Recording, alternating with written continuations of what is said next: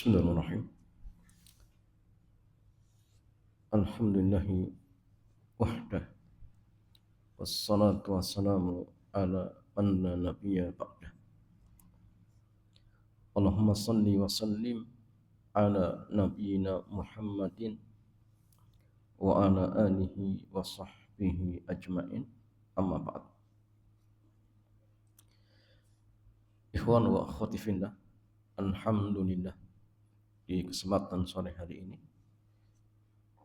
kita masih pada kitab pengantar fikih jual beli dan harta haram karya Al-Ustadz Aminul Bait hafizahullah ta'ala. Dan sore hari ini tema kita berkaitan tentang teori keseimbangan iwad dan mu'awwad. Jadi pembahasan ini sebenarnya jamaah sekalian untuk membantu memahami tentang apa sih yang dimaksud dengan qurur. Ya. Karena kadang kebanyakan kita kebingungan. Qurur itu hakikatnya seperti apa? Ya. Apalagi nanti ketika disandingkan dengan jahalah pun kadang-kadang bingung. Jahalah, qurur hampir mirip. Ya, walaupun ada sedikit perbedaan seperti itu. Ya, penulis kitab mengatakan, Bismillahirrahmanirrahim wassalatu wassalamu ala rasulillah wa ba'd. Teori ini ya, saya sampaikan di sini untuk menjelaskan hakikat dari qurur. Ya, hakikat dari qurur. Sebelumnya ada dua pengantar yang perlu untuk disampaikan terkait tentang teori keseimbangan, yaitu iwad dan mu'awwad. Yang pertama kata penulis kitab, bahwa teori ini hanyalah alat bantu untuk memahami hakikat dari qurur dalam suatu muamalah. Selain itu, kita juga bisa menjelaskan posisi qurur untuk beberapa akad yang inti masalahnya adalah di qurur. Seperti contohnya asuransi, ya, kemudian MLM, trading saham, dan seterusnya.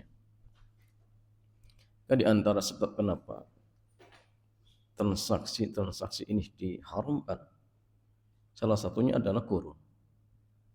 Sehingga nanti akan disebutkan ya contoh-contohnya. Di beberapa kesempatan workshop muamalah, baik yang diselenggarakan oleh KPMI maupun komunitas lainnya, materi yang paling sulit untuk dipahami adalah materi qurur.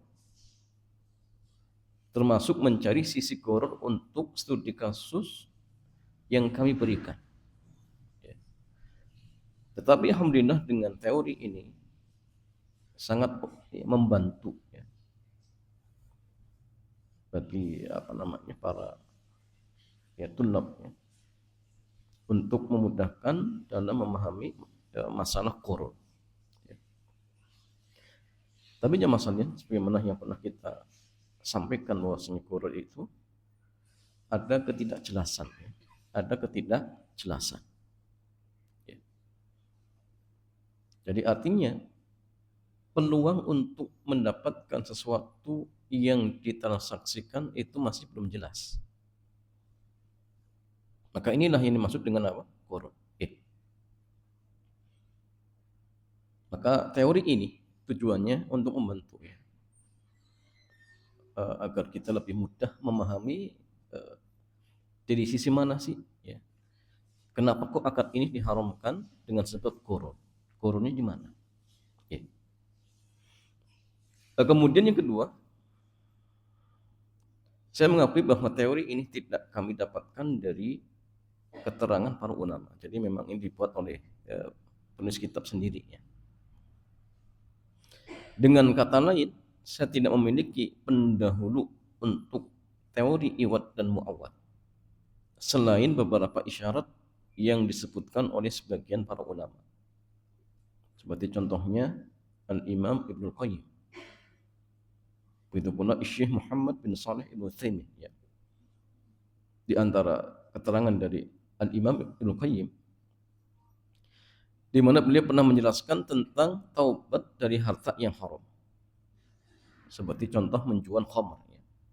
Apakah setelah bertobat penjual harus mengembalikan uangnya ke pembeli? Ya. Maka beliau menegaskan bahwa tidak boleh uang itu dikembalikan kepada penjual. Kemudian beliau menyebutkan tentang keterangan jawaban beliau, fala yajuzu an yujma' lahu bainal 'iwad wal mu'awwad. Tidak boleh bergabung antara iwad dan mu'awwad. Kan penjualnya ketika menjual khamr sudah dapat apa? Uang. Pembeli sudah dapat khamr. Ya. Ketika dia bertobat ya sudah, tidak perlu kemudian uang itu diserahkan kembali ya, kepada penjualnya, tidak perlu seperti itu. Kemudian keterangan dari Syekh Muhammad bin Shalih Ibnu Utsaimin, dia juga mengatakan ketika ditanya tentang karyawan yang datang telat atau pulang lebih cepat sebelum selesai jam kerja. Jadi kadang berangkatnya terlambat, tapi kadang juga pulangnya sebelum waktunya. Ya. Beliau ditanya bagaimana hukumnya, maka jawaban beliau, "Adz-dzahiru anna hadza la yahtaju ila jawab." Yang nampak pertanyaan seperti ini nggak perlu dijawab. Ya. Kenapa? Li anna al-'iwad yajibu an yakuna fi muqabilil mu'awwad. Karena iwad, uang yang diterima, kan dalam hal ini karyawan dapat uang. Ya. An yakuna fi muqabilil mu'awwad. Li anna al-iwad yajibu an yakuna fi muqabilil mu'awwad. Jadi iwad atau uang yang diterima itu harus sebanding dengan mu'awwad, jasa yang diserahkan. Artinya kalau misalkan di awal dia ingin bekerja, kemudian sudah tekan kontraknya, kerja 7 jam, gaji sebulan 3 juta misalkan, dan dia sudah mendapatkan uang ya. Lalu kemudian ternyata jam itu kurang, berarti dia wajib untuk apa jamaah? Memenuhi jam itu ya, memenuhi jam itu ya. Fakama annal muwazzaf la yarda an tanqusal dawlatu min ratibihi syai'an. Maka sebagaimana pegawai tidak ridho ketika negara mengurangi gajinya, ya, sedikit pun enggak ridho ya. Fakadzalika yajibu allat yanqusa min haqqid dawlati syai'an. Maka seperti itu juga daulah juga atau negara juga tidak ridho kalau kemudian ternyata jam itu terkurangi. Nah, sehingga di sini ada isyarat bahwasannya iwad dan muawad itu harus seimbang dan harus jelas. Ya harus jelas. Apa yang diserahkan dengan apa yang nanti diterima ya, harus seimbang plus harus jelas. Ya. Sehingga kalau misalkan salah satunya tidak jelas, berarti nanti di situ ada qurun. Ada qurun. Selanjutnya kita akan lebih mendalam tentang iwad dan muawad. Dalam akad muawadhah, akad komersil ya, maka ada dua unsur. Yang pertama iwad. Jadi iwad itu apa yang dibayarkan. Dan apa yang dibayarkan itu bisa uang, bisa apa? jasa. Ya. Tukang misalkan. Berarti yang dibayarkan jasa. Ya. Yang kedua muawwad. Jadi muawwad itu apa yang diterima. Kalau kita sudah menyerahkan uang untuk membeli sesuatu, berarti sesuatu itu harus kita terima. Harus kita terima karena kita sudah mengeluarkan biaya. Kalau seseorang sudah dalam artian menjual jasanya, ya, membuat rumah misalkan, maka dia juga berhak untuk mendapatkan apa yang diterima, apa? Ya gaji, ya, bayaran seperti itu. Sehingga nanti ketika misalkan apa yang diserahkan tidak jelas, kemudian atau yang diterima juga tidak jelas, ini gurur. Ya. Atau misalkan sesuatu yang diberikan jelas tetapi yang diterima nanti apa? Hanya peluang, ya, untung-untungan. Ini juga sama, termasuk apa? Gurur, termasuk gurur. Ya. Nah, kemudian beliau menyebutkan contohnya. Jika si A membeli roti seharga 10.000 dari toko B. Si A membeli roti seharga 10.000 di toko B. Maka 10.000 adalah iwat, uang, ya, yang dibayarkan kepada toko B. Sementara roti adalah muawwad yang diterima si A dari toko si B. Ya, uang 10.000 iwatnya, kemudian yang diterima roti, ya, namanya muawwad. Ya, jelas ya. Ya. Maka dalam akad muawwad komersil harus ada keseimbangan antara iwat dan muawwad. Harus ada keseimbangan antara iwat dan muawwad. Jadi ingat ya, keseimbangan di sini bukan berarti kemudian harus sama kadarnya, tidak. Kecuali barang ribawi, ya, yang sama jenis kemudian sama ilahnya, emas dengan emas. Ya. Kalau yang dibayarkan emas lama 1 gram, ya ini diterima 1 gram. Tapi kalau selain barang-barang ribawi, ya tidak harus. Seimbang di sini maksudnya apa? Ada yang diterima. Ada yang diterima dan itu harus jelas seperti itu. Keseimbangan yang saya maksud, kata penulis kitab, adalah keseimbangan dalam kejelasan, ya. Dalam kejelasan, bukan dalam artian nominal harus sama, ya, persis, tidak harus. Artinya agar akad yang dilakukan tidak terjadi gharar, itu maksudnya. Jadi harus adanya keseimbangan, maksudnya harus jelas agar tidak ada gharar. Ya. Maka iwat dan muawwad harus jelas, harga harus jelas, kemudian yang diterima harus jelas. Ya. Kalau harga tidak jelas, tapi muawwad jelas pun nggak boleh. Ya. Contoh gini, harga jelas, muawwad nggak jelas. Ya. Contoh, misal kita masuk tempat pemancingan,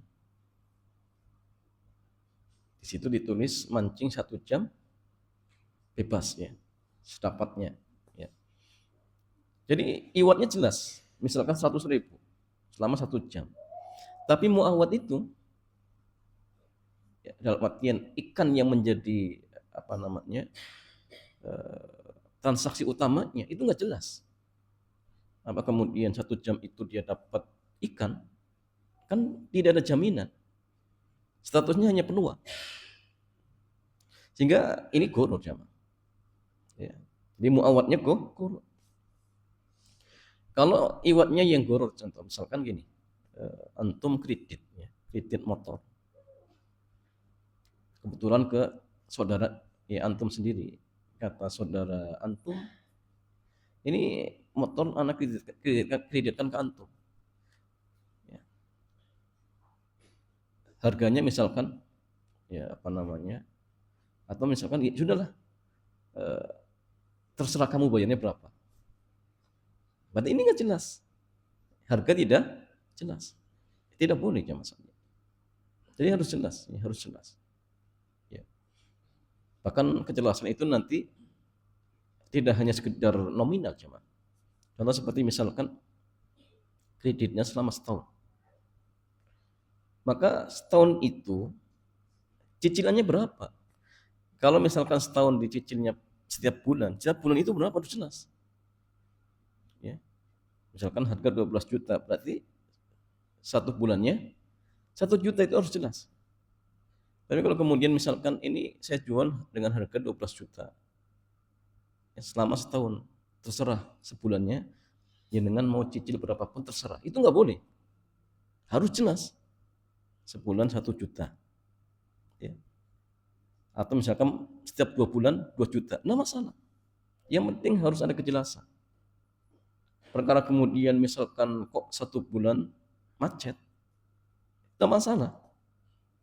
Diberikan tenggang misalkan. Ya, nanti mungkin di namanya rapel 2 bulan sekalian. Itu bebas, tidak masalah. Yang penting akadnya jelas. Akadnya harus jelas seperti itu. Kalau tidak jelas nanti jadinya koron. Jadinya apa? Koron. Maka iwad dan mu'awad harus jelas. Jika salah satu tidak jelas, maka transaksinya koron.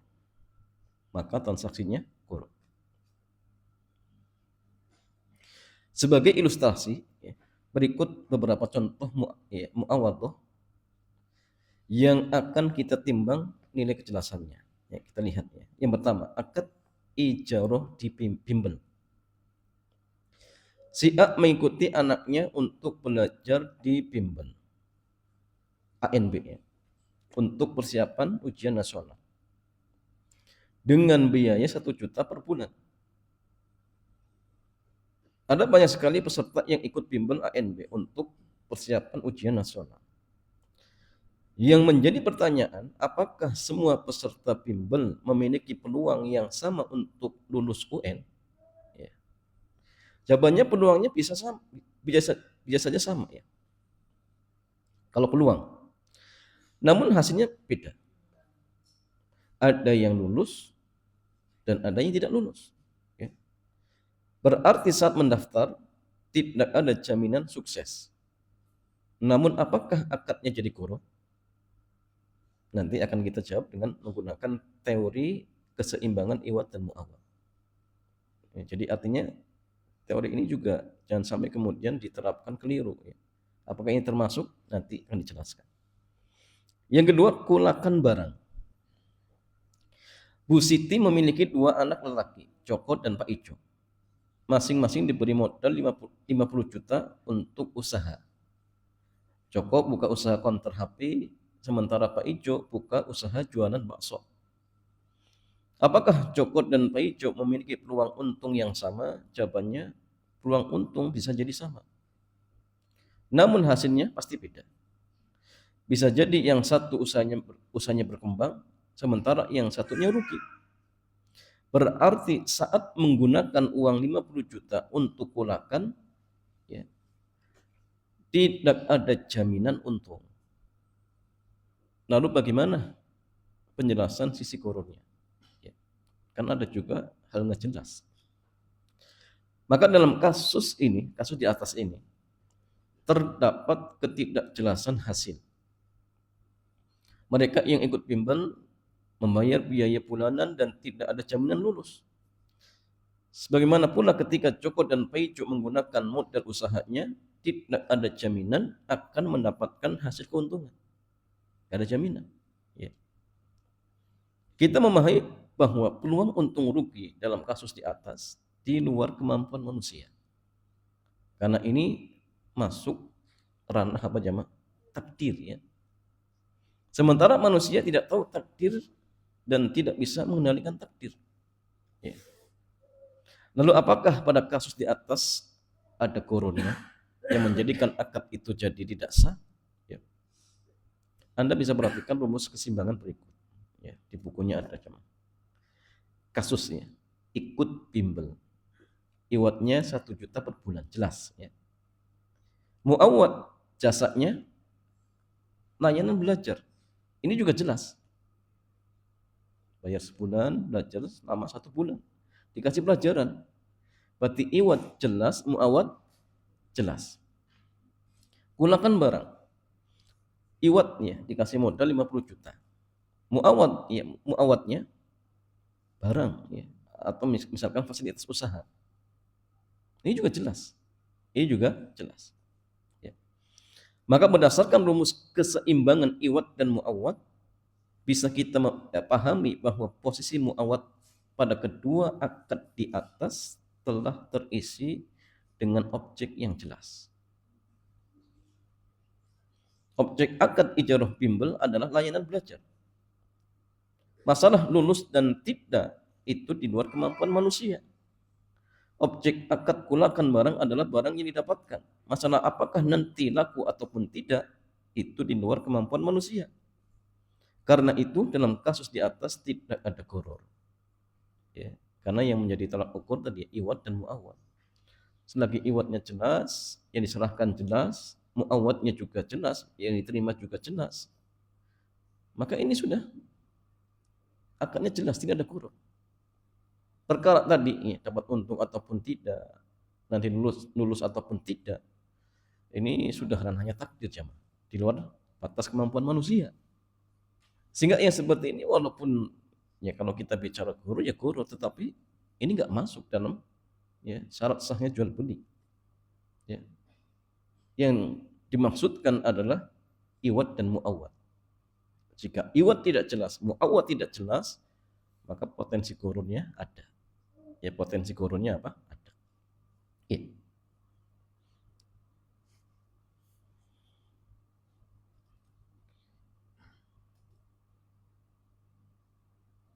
Kemudian masalah di sinilah mukhatarah, untung-untungan yang disebut oleh Syekhul Islam sebagai untung-untungan yang dibolehkan. Jadi memang ada untung-untungan yang dibolehkan jemaah. Ya. Beliau mengatakan amman mukhatarah falaysa fil adillati syar'iyyah ma yujibu tahrima kulli mukhatarah bal qad ulima anna Allah wa rasulahu lam yuharrima kulla mukhatarah wala kulla ma kana mutaraddidan baina an yaknam au yakram au yaslam. Jadi untung-untungan atau mukhatarah tidak ada dalil yang sahih yang menunjukkan haramnya semua mukhatarah. Ya. Jadi memang mukhatarah untung-untungan ada yang tidak dibolehkan. Tapi apakah kemudian semua yang berpotensi untung-untungan semuanya diharamkan? Tidak juga. Karena tidak ada dalil yang sahih yang mengharamkan untung-untungan secara mutlak, tidak ada. Bal qad ulima anna Allah wa rasulahu, bahkan telah diketahui ya, secara pasti bahwa Allah dan Rasulnya tidak mengharamkan semua bentuk mukhatarah. Ya. Wala kullu ma kana mutaraddidan. Ya.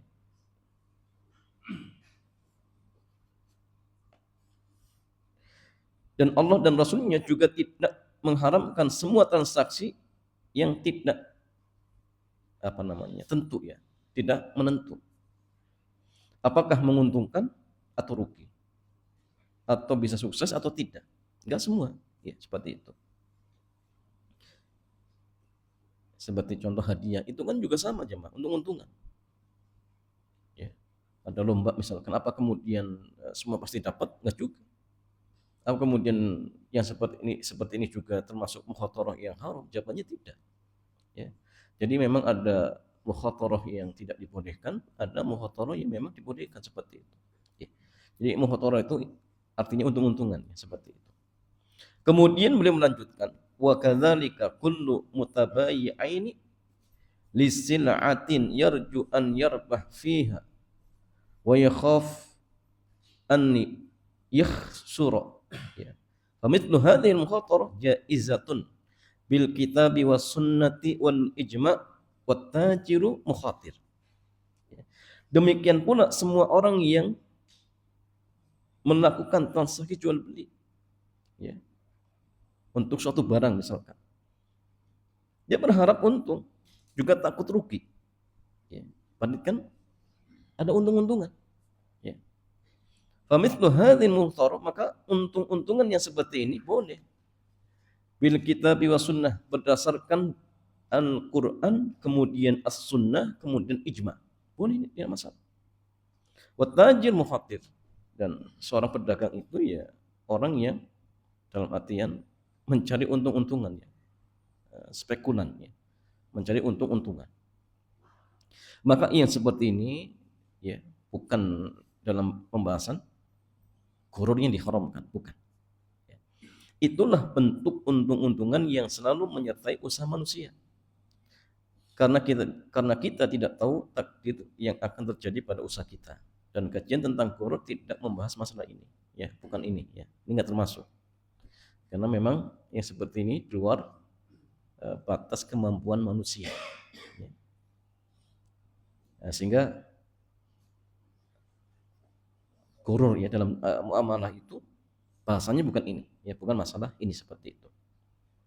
Sekarang masalahnya bagaimana untung-untungan yang terlarang, mukhatarah yang diharamkan. Bagaimana bentuknya? Kita lihat. Mari kita bandingkan dengan kasus berikut.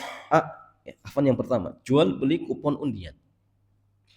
Si A menjual kupon seharga 10.000. Si A menjual kupon seharga 10.000. Dan akan diundi dengan beberapa macam hadiah bagi pemenangnya.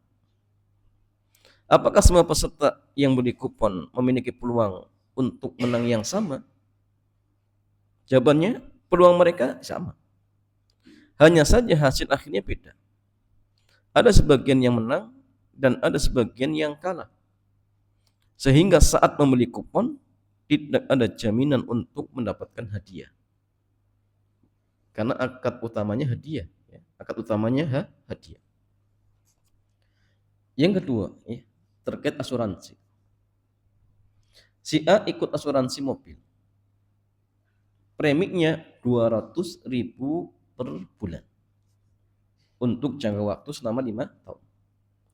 Jika selama rentang waktu asuransi, ya, terjadi kecelakaan terhadap mobilnya, semua klaim perbaikan akan diganti. Ya, ketika misalkan kecelakaan dan itu masih dalam rentang 5 tahun tadi, ya, maka klaim gugatan atas kecelakaan yang menimpanya bisa diganti. Tapi jika tidak ada kerusakan, premi yang dibayarkan akan hangus. Apakah semua peserta asuransi memiliki peluang kerusakan mobil yang sama? Jawabannya, peluang rusaknya sama. Namun hasilnya pasti beda. Ada mobil yang sering kecelakaan dan ada mobil yang jarang mengalami kecelakaan. Bahkan ada yang tidak pernah mengalami kecelakaan sehingga tidak pernah mendapatkan klaim. Ya. Maka dalam kasus jual beli kupon dan asuransi, semua serba tidak jelas. Baik posisi muawwad maupun hasilnya. Apa yang didapatkan peserta yang beli kupon? Dia tidak memiliki harapan apapun selain bisa menang, sehingga mendapatkan hadiah tersebut. Sementara menang dalam hal ini statusnya masih peluang. Ya. Apa yang didapatkan peserta asuransi setelah membayar premi? Dia mengharapkan jaminan risiko, sehingga saat dia mengalami kecelakaan, risiko yang dia alami akan ditanggung orang lain. Sementara jaminan risiko tidak jelas, karena manusia tidak tahu kapan akan terjadi kecelakaan. Sehingga jika kita buat seperti tadi, ya, kalau yang pertama itu jamaah sekalian, iwat muawat jelas, cuma peluang sukses atau untungnya tidak jelas. Dan pembahasan gurur dalam akad, ya, muawat itu terkait iwat dan muawat. Jika iwatnya jelas, muawat tidak jelas, ini gurur. Atau iwat tidak jelas, muawat jelas, ini juga gurur. Apalagi dua-duanya. Ya. Tapi dalam transaksi asuransi atau membeli undian kupon, apakah di sini jamaah sekalian ada iwat yang tidak jelas atau muawat yang tidak jelas? Kita lihat di tabel. Kasus beli kupon, iwat 10.000 yang diserahkan 10.000. Kemudian muawad yang diterima apa jam? Jadi orang beli kupon itu harapannya ini terima apa? Hadiah. Pertanyaan hadiah itu jelas tidak? Hah? Tidak jelas.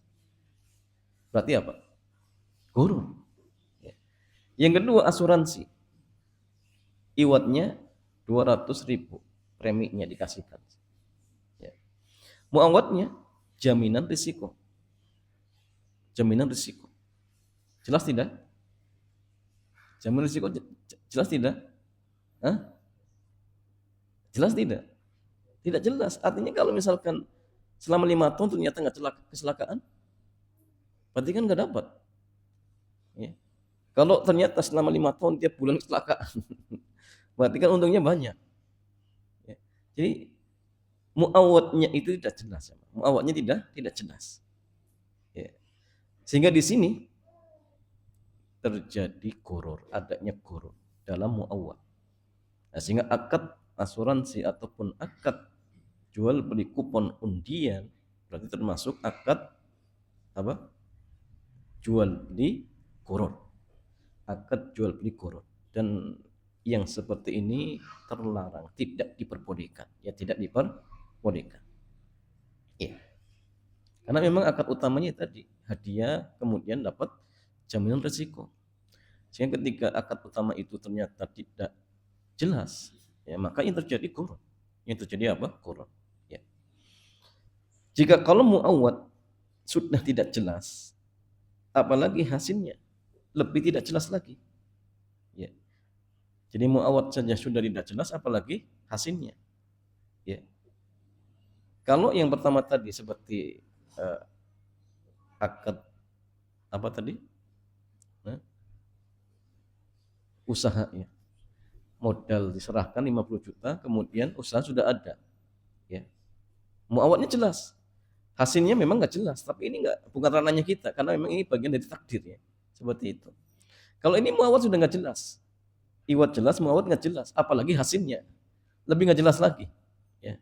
Lebih tidak jelas lagi apakah dia orang yang beli kupon itu termasuk orang yang nanti sukses ataupun tidak, apalagi ya. Mendapat apa namanya hadiahnya saja belum tentu dapat ya. Apalagi nanti hasilnya seperti itu, hadiahnya apa nggak tahu ya, belum jelas lagi ya. Dapatnya saja belum tentu seperti itu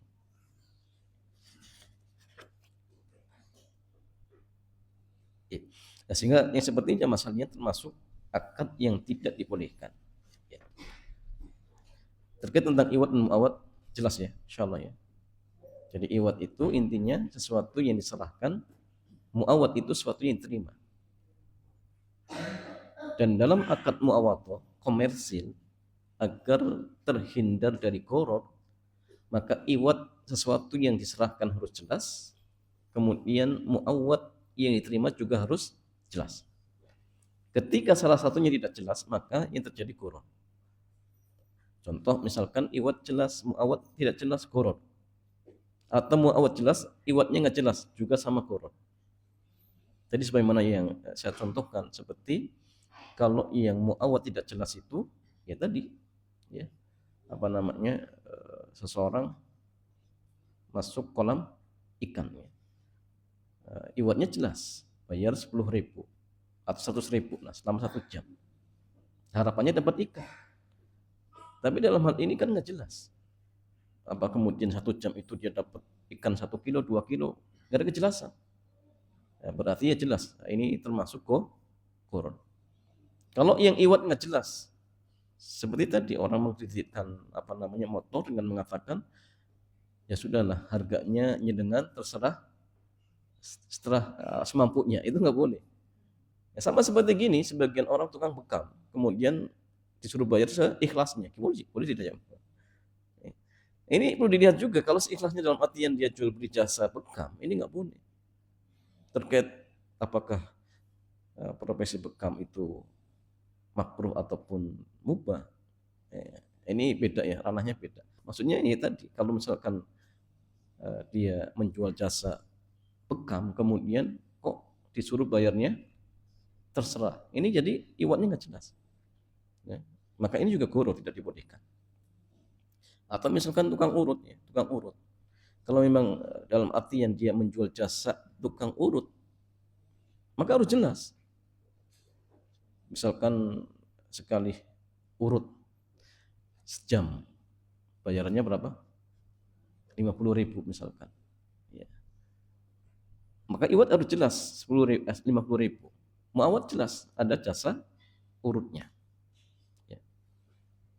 Tapi harus jelas di awal. Walaupun ternyata tukang urutnya melebihkan jamnya, boleh tidak jam?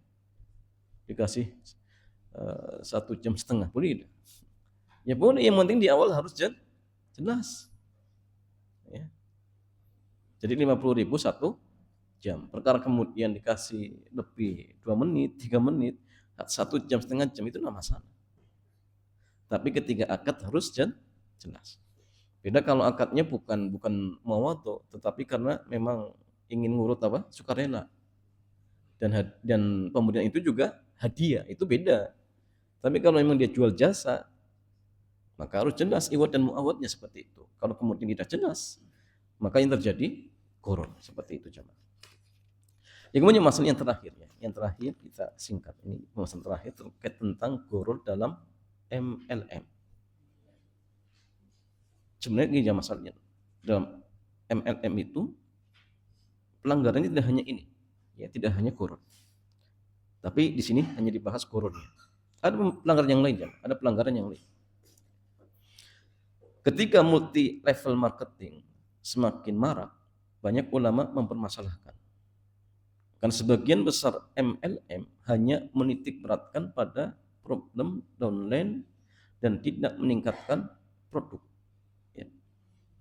Karena itulah dalam MLM yang menerapkan sistem ini, member yang bisa mendatangkan banyak downline namun sedikit membeli produk dinilai lebih produktif dibandingkan member yang banyak membeli produk namun tidak memiliki downline.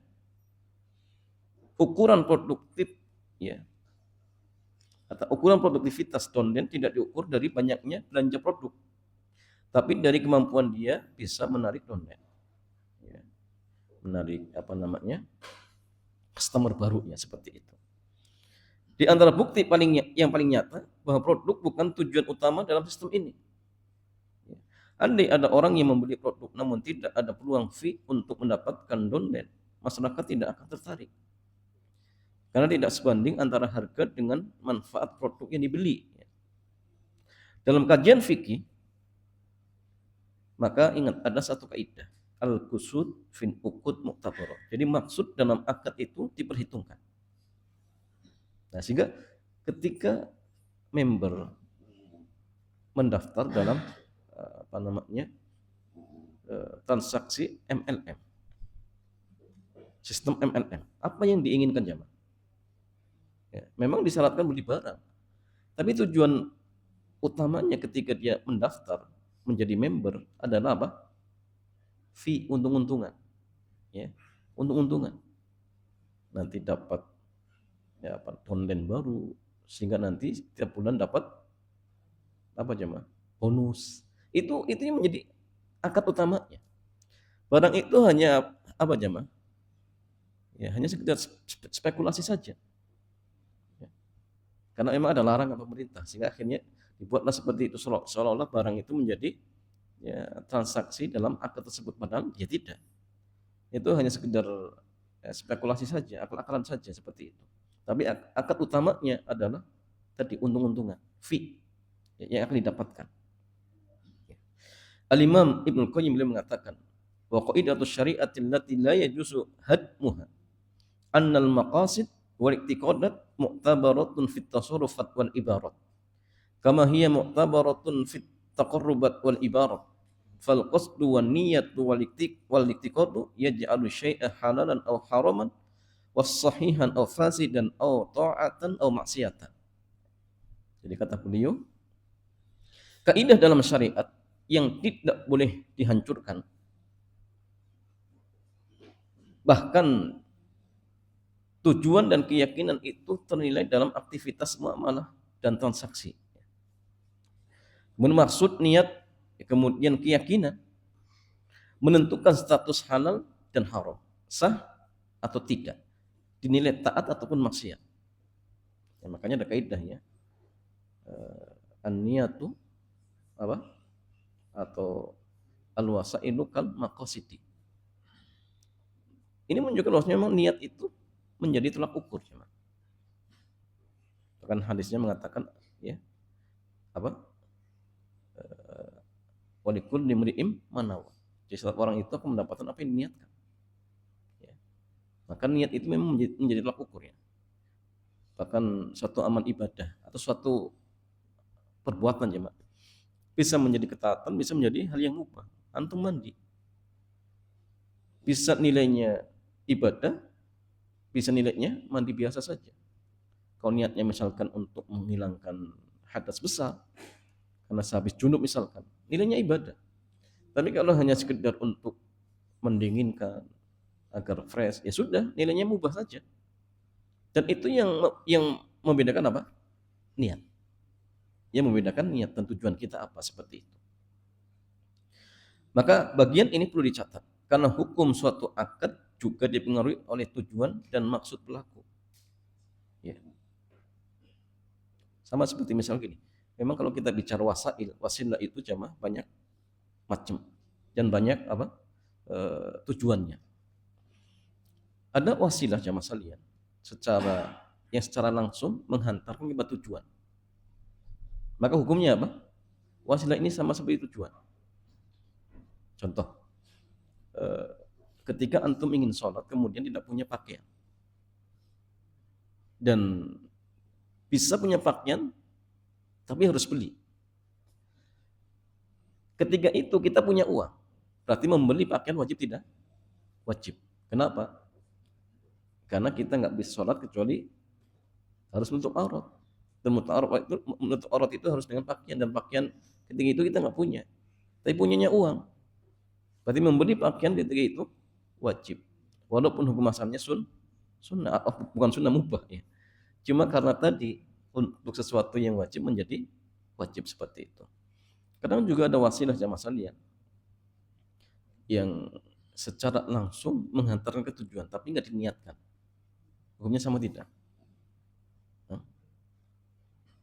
Wasilah yang secara langsung menghantarkan kepada tujuan tapi nggak diniatkan, sama tidak hukumnya dengan tujuannya? Contoh gini, ada seseorang punya tetangga peminum khamar, kemudian antum bawa khamar ke rumahnya tapi nggak ada niat untuk membantu, dosa tidak?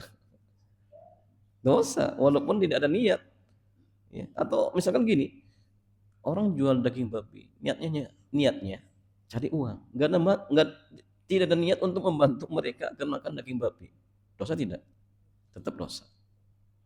Ada juga gini, wasilah yang tidak menghantarkan kepada tujuan secara langsung, ya, tapi diniatkan, sama tidak hukumnya dengan tujuan?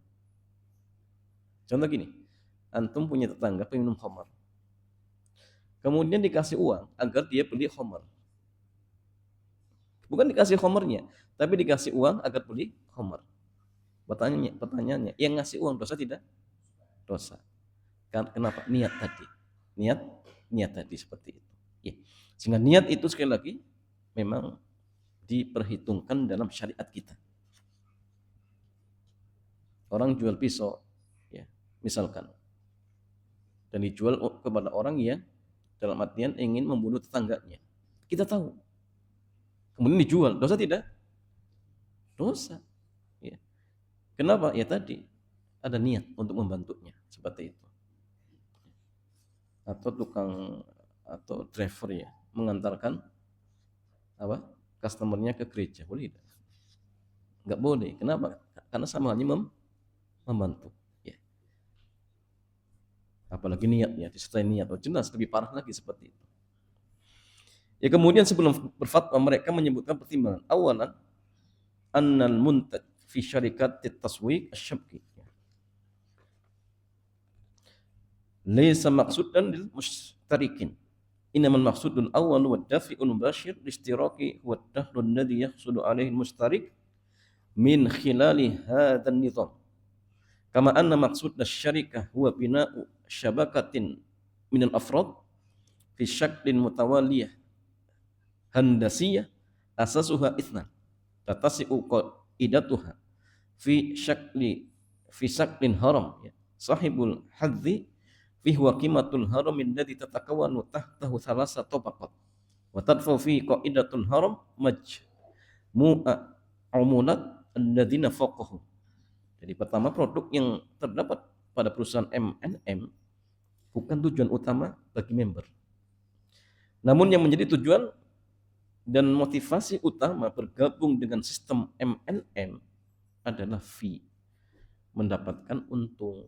Ya, kalau di bawahnya sudah banyak sehingga setiap ada yang beli barang, maka dia dapat apa? Bagi hasil. Itu yang diinginkan. Itu yang diinginkan. Jadi barang itu bukan tujuan utama, tapi tujuan utama member bergabung adalah untuk mendapatkan fee tadi. Yang fee ini jamaah sekalian tidak jelas. Ya tidak jelas. Ya. Kemudian yang kedua saya singkat jamaah. Innal mushtarik la yumkinu an yuhaqqiqa dahlan illa idza taqawwanat tahtahu salasu tabaqat.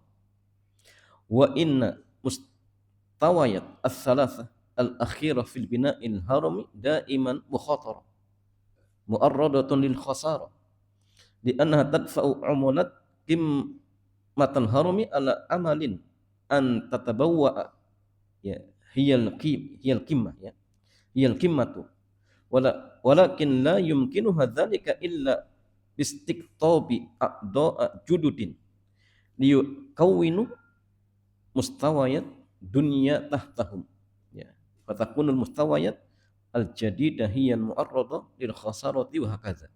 Jadi yang kedua, member tidak akan bisa mendapatkan fee kecuali jika dia memiliki 3 downline di bawahnya. Sehingga tiga tingkat yang paling bawah dalam sistem piramida akan selalu diperspekulasi. Ya, berhadapan dengan risiko rugi. Karena dia harus membayar komisi kepada yang di atasnya.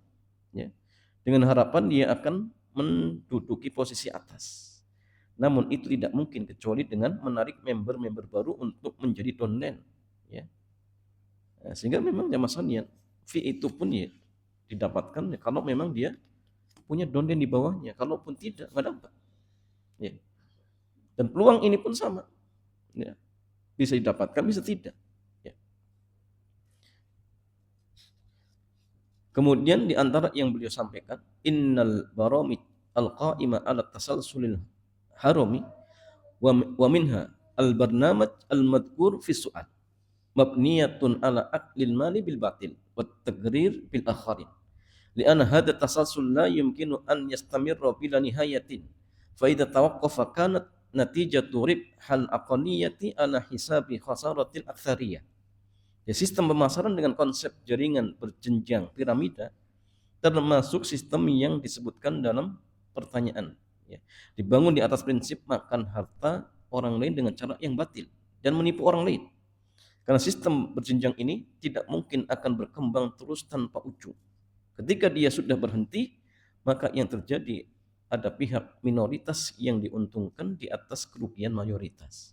Dan memang yang terjadi MLM ya rata-rata bangkrut. Karena nggak mungkin kemudian cari downline kemudian dapat. Pasti ada masa berhentinya. Kalau berhenti ya sudah. Yang di atas dapat dari mana keuntungannya? Ya karena memang produk itu hanya sekedar apa? Spekulasi saja. Bukan tujuan utama. Tujuan utama itu dia dapat keuntungan tiap bulannya dari downline di bawahnya. Sehingga ketika sudah berhenti, ya, tidak dapat downline yang baru, ya sudah terputus seperti itu jemaah. Ya. Kemudian beliau melanjutkan. Dalam sistem pemasaran piramida bersandar pada prinsip ada keuntungan yang kembali ke upline ya, bersamaan dengan risiko kerugian downline. Downline akan selalu dirugikan andai pun sistem ini tidak pernah mengalami ya, saturasi. Dalam sistem ini keberadaan produk tidak signifikan ya. Namun dia hanya diikutkan dalam kamuflase yang terlarang. Yani hanya akal-akalan saja seperti itu. Nah, sehingga yang masalah yang dalam fatwa Al-Majmu' Al-Fiqhi Al-Islami dan fatwa Dr. Sami As-Suwaidim ya, dapat kita simpulkan latar belakang mengapa MLM dipermasalahkan. Di antaranya pertama, member yang hendak bergabung harus membayar senilai uang tertentu ya. Yang kedua, dana yang disetorkan member bukan untuk membeli produk, tapi agar bisa bergabung dalam sistem MLM. Yang ketiga, tujuan terbesar dari member untuk bergabung adalah untuk mendapatkan fee ketika berhasil mendapatkan downline. Kemudian yang keempat, untuk bisa mendapatkan downline tidak bisa dipastikan karena ini peluang pasar. Antum cari downline, apa kemudian ada yang tertarik? Belum tentu. Ya. Apalagi kalau kemudian ya nggak butuh barangnya. Ya. Sehingga peluang ini juga belum jelas seperti itu. Nah, kemudian setiap member yang berada di bawah akan menghadapi risiko rugi jika tidak bisa mendapatkan member. Yang keenam, sistem piramid berjenjang akan mengalami saturasi sehingga tidak lagi berkembang, sehingga pada puncaknya downline yang jumlah lebih banyak akan mengalami kerugian sementara upline mendapatkan keuntungan. Apalagi yang masalian kalau kita kembali kepada kaidah bahwasanya seseorang itu dia berhak mendapatkan bagi untung karena 3 hal ya. Pertama, karena modal ya, dia punya modal kemudian dikelola orang lain, dia dapat bagi untung. Yang kedua, karena usaha, karena tenaga, dia bekerja ya, seperti mutorubah misalkan, ada mutorib, sehingga setiap bulan kalau ada keuntungan bagi untung. Yang ketiga, penjamin, kalau dia menjamin ya, maka dia juga berhak untuk bagi untung. Kalau tidak ya, dari 3 hal ini, kemudian kok tiba-tiba tiap bulan minta bagi untung, ini nggak boleh. Kan gini, dalam sistem MLM, orang yang di atas ya, dia akan mendapatkan keuntungan dari orang di bawah, padahal tidak menjamin ketika terjadi kerugian. Modal pun juga tidak tanam modal, tenaga pun juga tidak ya, tidak dalam artian ikut serta di situ ya. Tiba-tiba tiap bulan minta bagi hasil, jelas namanya tadi memakan harta orang lain dengan cara batil. Jadi larangan dalam MLM itu tidak hanya tadi gurunnya saja yang masalah, gurun jelas ya. Plus ya tadi mendolimi orang lain ya, memakan harta orang lain dengan cara yang tidak dibenarkan oleh syariat. Nah, sehingga ya, sistem MLM jamaah sekalian, di antara salah satu sebab kenapa kok tidak dibolehkan, salah satunya adalah guru. Dan gurunya tadi ya, karena orang yang masuk menjadi member, tujuan utamanya bukan produk, bukan barang, tetapi ya untung-untungan dapat bagi hasil tadi. Dan ini statusnya tidak jelas. Ya, statusnya tidak jelas, sehingga ya, dalam hal ini berarti ada muawwad yang tidak jelas. Iwad mungkin jelas, masuknya bayar sekian, tetapi muawwadnya nggak jelas. Jadi ketika muawwad tidak jelas, berarti ada gharar dalam transaksi tersebut. Ya, oleh karena itu jamaah sekalian, wallahu taala a'lam bahwa sistem MLM adalah sistem yang tidak dibenarkan oleh syariat kita seperti itu. Wallahu taala a'lam bissawab. Demikian jamaah sekalian, mudah-mudahan bermanfaat. Selanjutnya seperti biasa kita buka tanya jawab, dipersilakan. Alhamdulillah, kita memasuki sesi tanya jawab. Barangkali ada jemaah iman yang bertanya dulu. Assalamualaikum warahmatullahi wabarakatuh. Waalaikumsalam warahmatullahi wabarakatuh. Izin bertanya tentang goror tadi Ustaz. Kalau misalkan kayak makanan all you can eat itu boleh apa Ustaz? Itu kan makanan all you can eat itu kan jelas terlihat makanannya, tapi biasanya diambil di piring ukuran tertentu biasa ditumpuk-tumpuk, tapi kan bendanya jelas itu Ustaz. Itu boleh apa? Terus yang kedua, maksudnya orang yang jual itu iya, gimana? Jualnya gimana? Sistemnya gimana? Sistemnya biasanya kan ada piring Ustaz. Piringnya itu ukuran tertentu. Dan nanti customer tuh ngambil piringnya, terus ngambil makanan itu biasa sampai numpuk-numpuk lah. Kalau yang makanan yang jatuh tuh ini. Maksudnya gini, bayar contoh misalkan 50.000, ya, kayak gitu, kemudian makan sepuasnya. Iya. Atau ngambil sepuasnya. Yang jatuh tidak boleh diambil ya. Iya, boleh atau tidak ya. Terus yang kedua, kalau misalkan menumpuk mayit itu boleh apa nggak Ustaz? Menumpuk apa? Mayit. mayit. Ya misalkan istri meninggal misalnya 2015, terus Nah, 2020 itu suaminya, tapi dari dalam satu anak-anaknya liang. itu ya, jadi anak-anaknya itu Nah, pengen ngubur di situ, cuman nah, qadarullah kuburannya penuh. nah. Nah terus tapi kalau di samping-sampingnya kuburannya masih banyak yang kosong Ustaz. Itu boleh apa enggak Ustaz? Di sampingnya. Ya kuburan yang lain itu Ustaz. Misalkan ada kuburan A, B, C itu.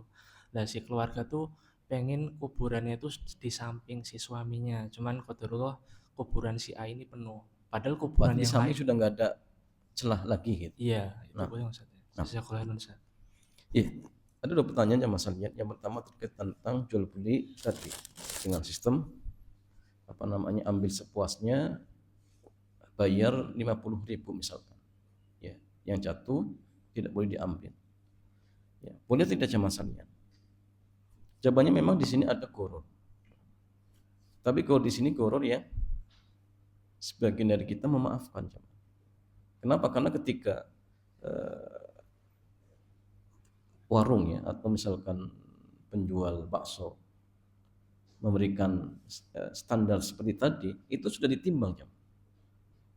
Kenapa? Karena itu menggunakan keumuman rata-rata masyarakat ya, misalkan di tempat kita ya. Misalkan contoh 50.000 itu untuk 3 orang misalkan. Itu sudah ditakar. Paling satu orang ya mampunya hanya 1 mangkok ya. Walaupun memang kadang ada 1 orang ternyata 3 mangkok pun bisa habis. Tapi itu kan jarang. Itu kan jarang seperti itu. Sehingga walaupun ada korunnya, tetapi sebagian dari kita memaafkan. Ya, memaafkan. Karena memang tadi ya kadang-kadang ada orang yang memang makannya bisa lebih dari itu. Cuma itu kondisinya jarang. Dan hukum kita itu dibangun di atas al-aglabiyah, al-hukmu fil ghalib. Hukum itu dibangun di atas kebanyakan. Sehingga walaupun ada goror tetapi goror yang sedikit, maka dimaafkan seperti itu. Sehingga Allah Ta'ala alam ketika misalkan dalam artian harganya juga masuklah real seperti itu, ya maka Allah alam masih dibolehkan seperti itu. Ya, ini pertama. Yang kedua masalah yang terkait tentang bolehkah menguburkan 2 orang dalam satu liang lahat. Ini gini. Kalau dalam kondisi darurat menguburkan beberapa jenazah dalam satu liang itu dibolehkan. Tapi tidak berarti kemudian dengan satu kafan, bukan. Ya. Tapi dijejer 1, 2, 3. Seperti itu. Sebagai contoh kasus ketika tsunami, karena nggak mungkin ketika misalkan tidak sekaligus dikuburkan, mungkin jasadnya membusuk seperti itu. Sehingga dalam kondisi darurat boleh, tetapi pun caranya tadi dijejer. Bahkan sebagian ulama mengatakan dikasih sekat tanah seperti itu. Bukan kemudian ditempel, enggak. Kain kafan tetap beda. Kain kafan tetap beda seperti itu. Ini kalau maksudnya dalam kondisi darurat. Tapi kalau dalam kondisi tidak darurat, boleh atau tidak masalahnya. Ya, 2 keadaan. Yang pertama, kalau misalkan usia dari jenazah yang pertama dikuburkan sudah sangat lama dan sudah diperkirakan berdasarkan ya keumuman jasad ketika dikubur di tempat tersebut dalam jangka waktu sekian itu sudah hancur misalkan, maka boleh, tidak masalah ya. Tapi ini butuh penelitian karena memang kultur tanah setiap tempat itu beda-beda. Kadang satu tempat itu tanahnya lebih cepat untuk menghancurkan jasad seperti itu. Kalau memang dalam artian diperkirakan sudah hancur, boleh, tidak masalah. Walaupun dalam artian dengan apa? Dengan ukuran kedalaman yang sama, tapi ketika sudah hancur boleh, tidak masalah. Tapi kalau misalkan jasad yang pertama belum hancur, kalau kemudian mau ditumpuk, ya, dan masa kitanya apa coba? Digabungkan, ya, dengan jasad yang sebelumnya itu nggak boleh. Ya, kalaupun bisa darurat pun tadi dikasih sekat seperti itu. Tapi kalau maksudnya dalam artian dengan kedalamannya berbeda. Contoh misalkan jasad yang pertama kedalamannya 3 meter. Kemudian mayit yang kedua 2 meter. Jadi ada sekat. Nah masalah seperti itu. Diperbolehkan. Tapi ingat dengan kedalaman yang berbeda. Nah, sehingga untuk kasus tadi kalau misalkan memang tidak bisa kuburkan di tempat yang lain ya, dan memang mengharuskan dikubur di tempat tersebut, maka harus disiasati. Kalau misalkan jasad yang pertama kedalamannya 3 meter, berarti mayit yang berikutnya jangan sampai 3 meter. Mungkin ya 2 meter atau 2 meter lebih sedikit lah seperti itu. Ya. Kenapa dikhawatirkan jasad yang pertama belum hancur? Seperti itu. Kecuali kalau sudah dipastikan bahwa jasadnya itu hancur, boleh tidak masalah seperti itu. Ya, walaupun kalau masih memungkinkan cari yang lahat yang lain, cari yang lain. Dan ya, tidak harus dikubur dengan satu liang seperti itu. Kecuali kalau kondisinya misalkan tidak memungkinkan, sudah tidak ada lahan lagi misalkan, ya silakan, tidak masalah. Tapi kalau masih ada liang atau tanah yang lain, kenapa harus di sampingnya atau harus dalam satu liang lahat yang sama? Kan tidak ada kewajiban. Ya, tidak ada keharusan seperti itu. Ya. Karena kita kembali ke ini masalahnya, bahwasanya jasad seorang muslim walaupun sudah meninggal itu terhormat. Ya, karena dikhawatirkan ketika misalkan dikubur dengan kedalaman yang sama, ternyata jasadnya masih utuh, kemudian kena cangkul dan sebagainya, sehingga tulangnya misalkan patah, maka hukumnya seperti mematahkan ketika dia masih hidup, sehingga sangat hati-hati. Ya. Kecuali darurat, ya darurat itu memang sudah beda. Misalnya mau dipindahkan karena kuburan itu ya mau dibuat jalan dan sebagainya, itu tidak masalah. Karena masalahnya lebih kuat. Tapi kalau hanya sekedar masalah pribadi ingin dikuburkan di situ, ya, maka harus dipastikan dulu, sudah hancur atau tidak, atau ya jasad yang kedua, mayit yang kedua jangan sampai kedalamannya jangan sama, tapi lebih dangkal seperti itu, ya, agar ya, tidak sampai dikuburkan, ya, kemudian ketemu dengan jasad yang kedua seperti itu. Wallahu ta'ala a'lam.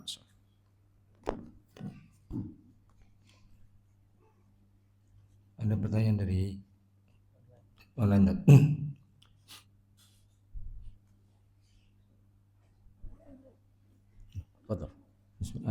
Ada tabungan di arisan yang mana ketika meminjam maka mendapatkan bunga. Bolehkah ikut menabung dan tidak meminjam sehingga tidak mendapat bunganya? Tabungan ini sistemnya boleh diambil ketika menjelang lebaran. Jadi ada tabungan, tapi di sistem tabungan itu kalau ada yang minjam kemudian dapat bunga. Ya. Bolehkah kita tapi yang nabung dapat bunga tidak? Dapat. Jadi ini mungkin ini sistem arisan. Jadi ketika dia nabung, dia pinjam baru dapat bunga. Tapi ketika dia ini arisan, mungkin semacam itu. Ya. Tapi ketika dia nabung tapi nggak pinjam, mungkin dia nggak dapat bunga. Ya. Jadi gini Mas Andian, bolehkah ikut arisannya seperti ini?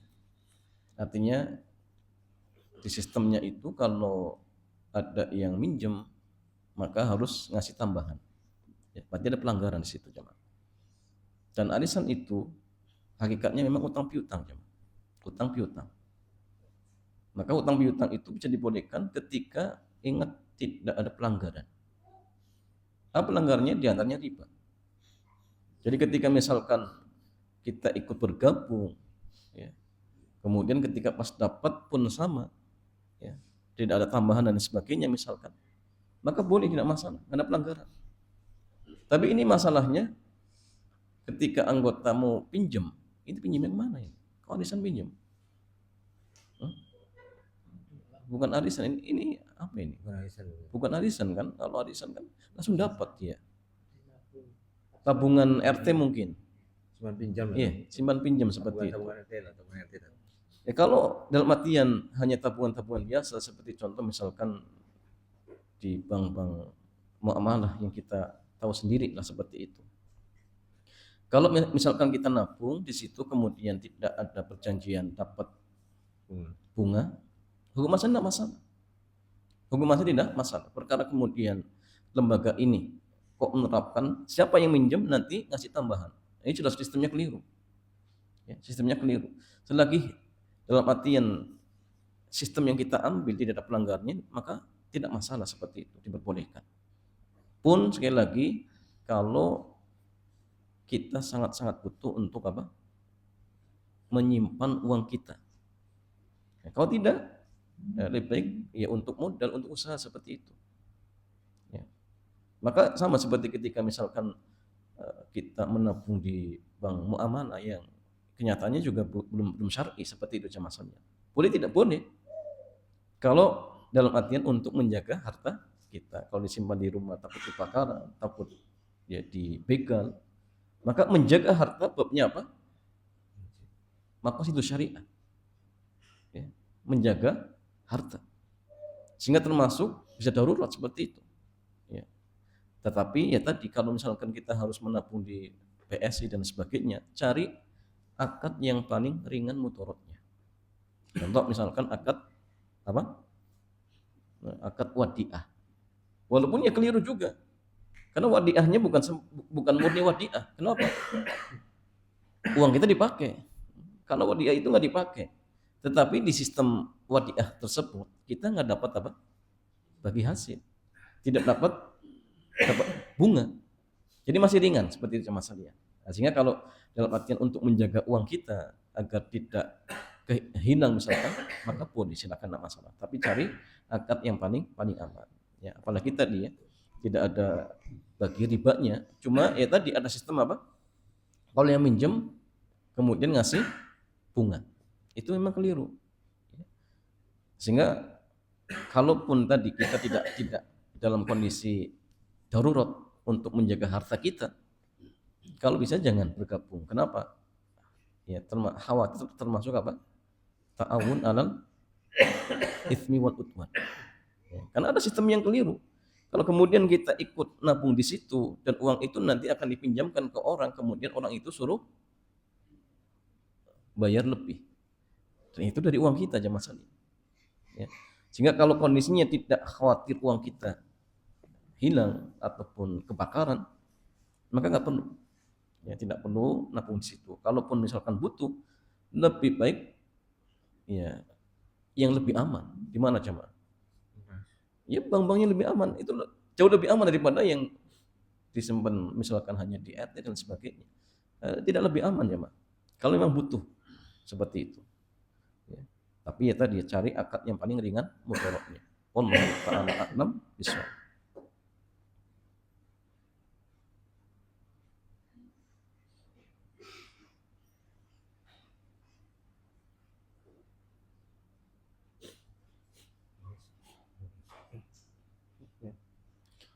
Demikian ya masalahnya. Mudah-mudahan kajian di kesempatan sore hari ini bermanfaat. Kita cukupkan.